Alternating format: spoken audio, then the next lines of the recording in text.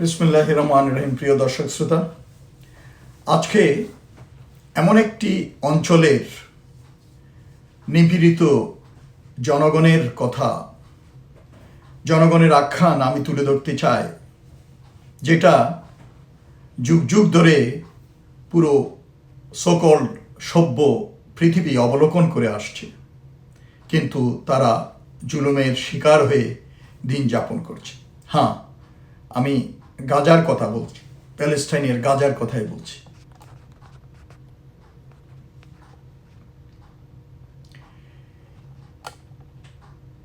ইতিহাসে এমন কিছু মুহূর্ত আসে যখন বিশ্বের নীরবতা যে কোনো বোমার চেয়ে জোরে, যে কোনো ক্ষেপণাস্ত্রের চেয়ে বেশি বিধ্বংসী এবং যে কোনো সহিংসতার চেয়ে বেশি অভিশপ্ত হয়ে ওঠে। গাজা এমনই একটি মুহূর্ত। ফিলিস্তিনের অবরুদ্ধ এই উপকূলীয় ভূখণ্ডে আজ যা ঘটছে তা কেবল একটি সামরিক সংঘাত নয়, কেবল একটি মানবিক সংকট নয়, এবং কেবল একটি রাজনৈতিক বিবাদ নয়। এটি একটি নিয়মতান্ত্রিক, দলিলকৃত এবং আন্তর্জাতিকভাবে প্রত্যক্ষিত বেসামরিক জনগোষ্ঠীর ধ্বংস, যাদের এমন একটি পদ্ধতিগত পুঙ্খানুপুঙ্খতার সাথে আটকে রাখা হয়েছে, অনাহারে রাখা হয়েছে, বোমায় উড়িয়ে দেওয়া হয়েছে এবং বাস্তুচ্যুত করা হয়েছে, যা বিস্মিত হওয়ার ক্ষমতা এখনো ধরে রাখা প্রতিটি মানুষের বিবেককে হতবাক করে দিয়েছে। তবুও বিশ্ব, শক্তিশালী, ধনী, স্বঘোষিত সভ্য বিশ্ব দেখছে, বিতর্ক করছে, বিবৃতি দিচ্ছে, উপেক্ষিত প্রস্তাব পাশ করছে আর আবার দেখছে। সংখ্যাগুলো একাই তাদের ভয়াবহতায় হতবাক করে দেওয়ার মতো। 2023 সালের অক্টোবরের পর থেকে গাজায় 50,000-এরও বেশি ফিলিস্তিনি নিহত হয়েছে।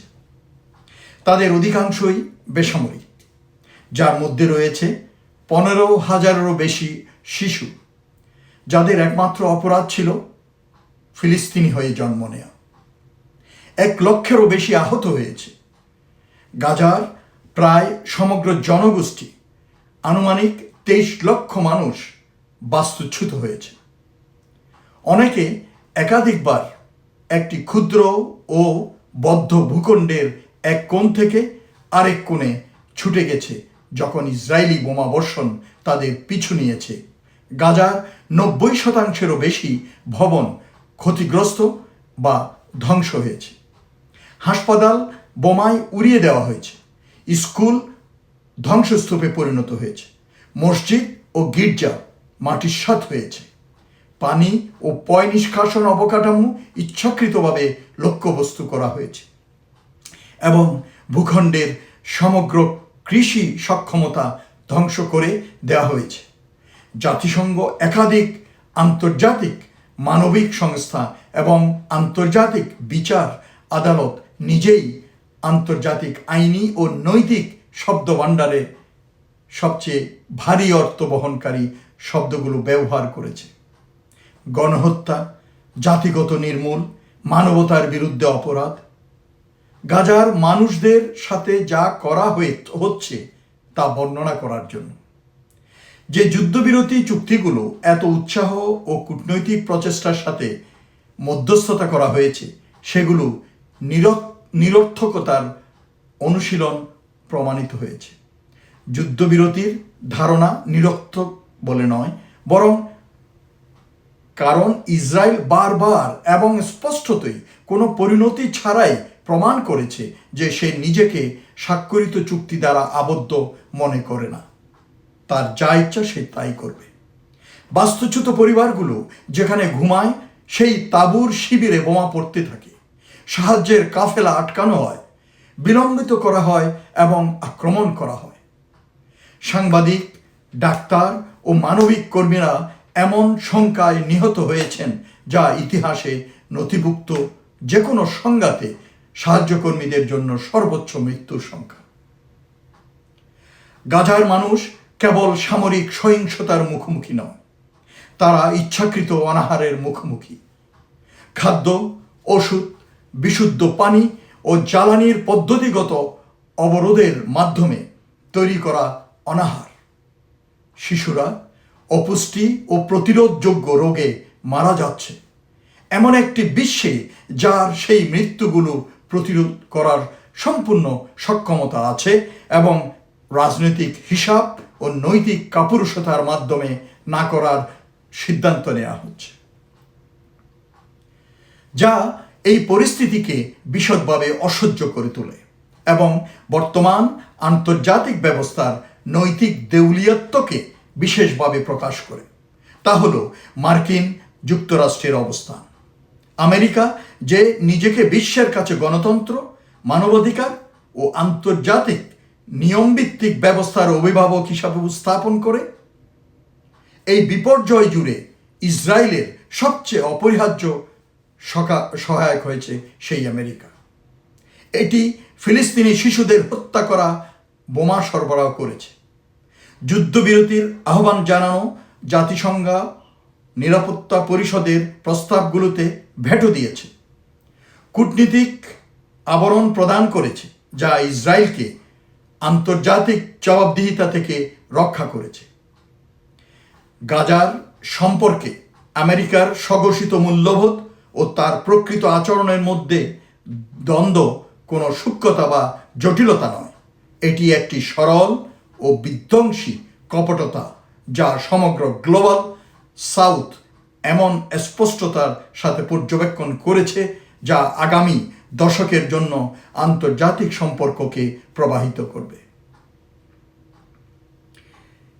ইউরোপীয় ইউনিয়ন তার মানবিক উদ্যোগগুলোতে কিছুটা বেশি সরব ছিল, কিন্তু মূলত সেই উদ্যোগগুলোকে ইসরায়েলের উপর অর্থবহ রাজনৈতিক চাপে রূপান্তরিত করতে অনিচ্ছুক ছিল।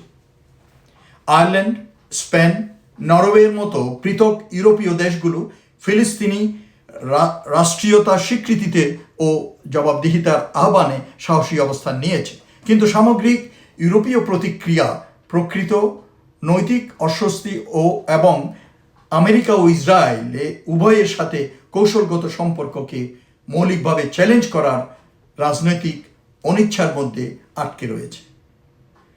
পরিণতি ছাড়া উদ্বেগের কথা কূটনীতি নয়, এটি অভিনয়, কিন্তু সম্ভবত সবচেয়ে বেদনাদায়ক নীরবতা, যে নীরবতা ফিলিস্তিনিদের হৃদয়ে এবং যে কেউ মুসলিম নাম দাবি করেন তার আত্মায় সবচেয়ে গভীরে কাটে, তা হলো মুসলিম বিশ্বের নীরবতা। ইসলামী সহযোগিতা সংস্থার 57টি সদস্য রাষ্ট্র, প্রায় 2 বিলিয়ন মানুষের সম্মিলিত জনসংখ্যা, বিশাল সম্মিলিত অর্থনৈতিক শক্তি, বিশ্বের শক্তি সম্পদের উল্লেখযোগ্য অংশের নিয়ন্ত্রণ সহ, তবুও গাজার পদ্ধতিগত ধ্বংসের প্রতি মুসলিম সরকারগুলোর প্রতিক্রিয়া অপর্যাপ্ত থেকে সক্রিয়ভাবে জড়িত পর্যন্ত বিস্তৃত।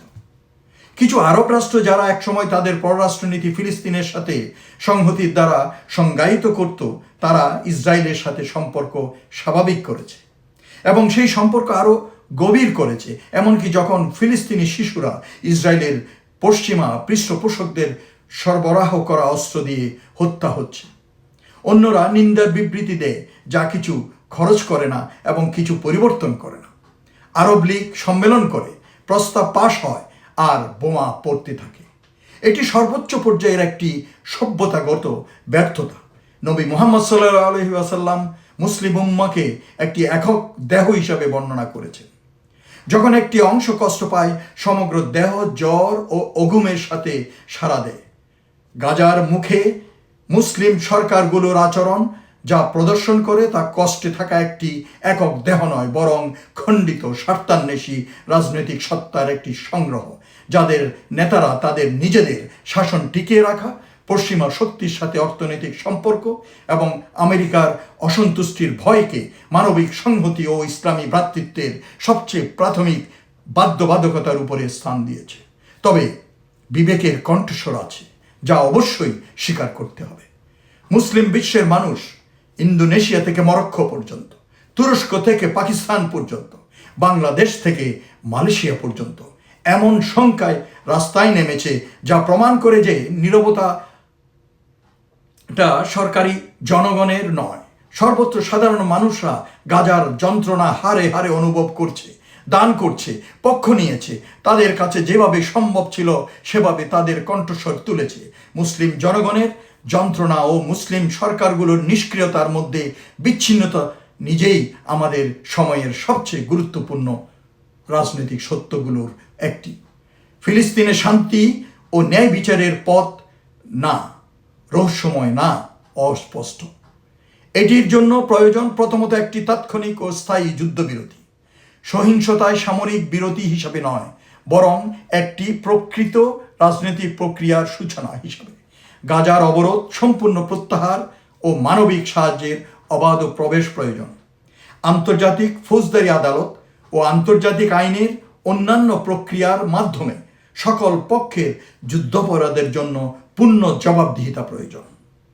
বিশ্বের প্রতিটি দেশ কর্তৃক ফিলিস্তিনি রাষ্ট্রীয়তার স্বীকৃতি একটি অপরিবর্তনীয় রাজনৈতিক বাস্তবতা হিসাবে প্রয়োজন এবং একটি প্রকৃত আন্তর্জাতিকভাবে নিশ্চিত রাজনৈতিক নিষ্পত্তি প্রয়োজন।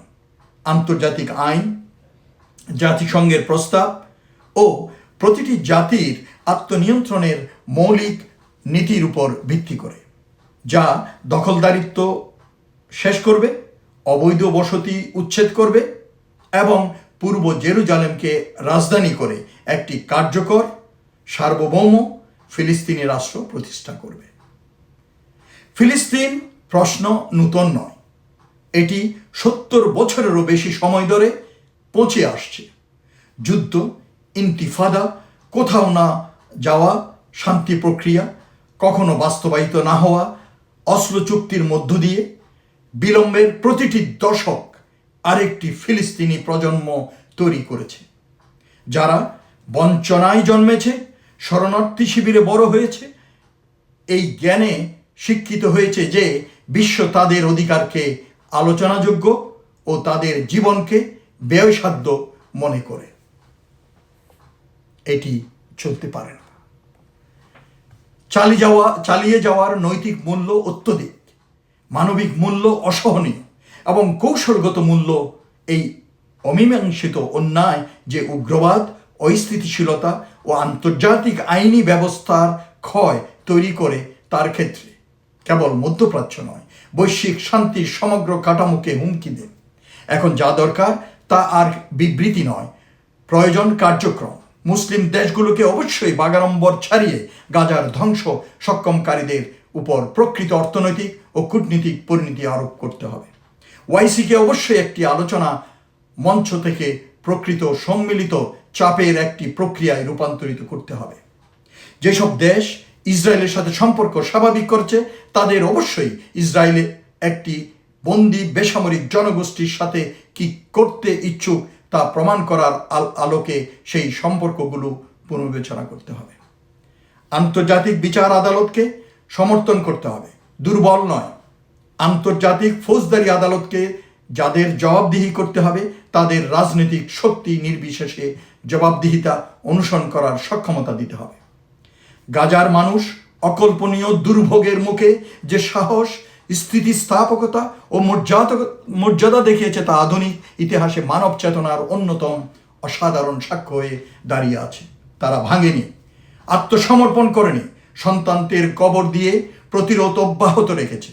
ভয় নেই বলে নয়, বরং কারণ তারা বঞ্চনার প্রজন্মের মধ্য দিয়ে জন্মানো স্পষ্টতার সাথে বোঝে যে আত্মসমর্পণ মানে নিশ্চিহ্নতা এবং বিশ্বের বিবেক যতই ধীর, যতই আপোষকারী, যতই বারবার হতাশ হোক না কেন, এখনো সম্পূর্ণ নেবানো হয়নি।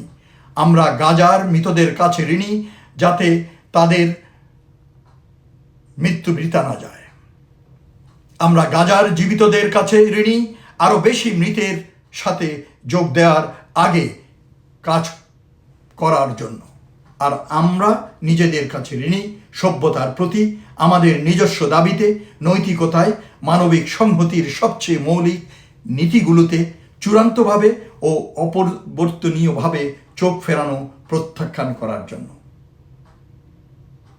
আমরা সকলেই সতর্ক হই, আমরা সকলেই গাজার অবস্থাটাকে বোঝার চেষ্টা করি। মুসলিম উম্মাহ জেগে উঠুক এবং সভ্য বিশ্ব জেগে উঠুক এই কামনায় শেষ করছি। ধন্যবাদ।